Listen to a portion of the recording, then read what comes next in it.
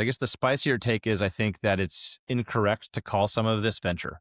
I think it's really important to distinguish between what is true venture, which is basically a trade off between illiquidity and risk, which is what you get with venture.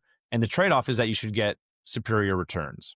So you should be getting, net IRRs north of 20%, et cetera, to have the trade off of not being able to, of having illiquidity and risk. As you get larger and you get into these multi-billion dollar funds, in order to believe that by putting money into those multi-billion dollar funds, in order to believe that it's worth the illiquidity and risk, you have to believe that the outcomes in the future are going to be so much larger than the outcomes today. And again, it's, do the math. If you own 10% of whatever percent of exits that happen every year, do the math on fund size. So that's sort of part one is I'm not saying it's good or bad, but I just don't think we as an industry should be calling something that's a $15 million fund and something that's a $5 billion fund the same thing. They're both great potentially, but they're different products.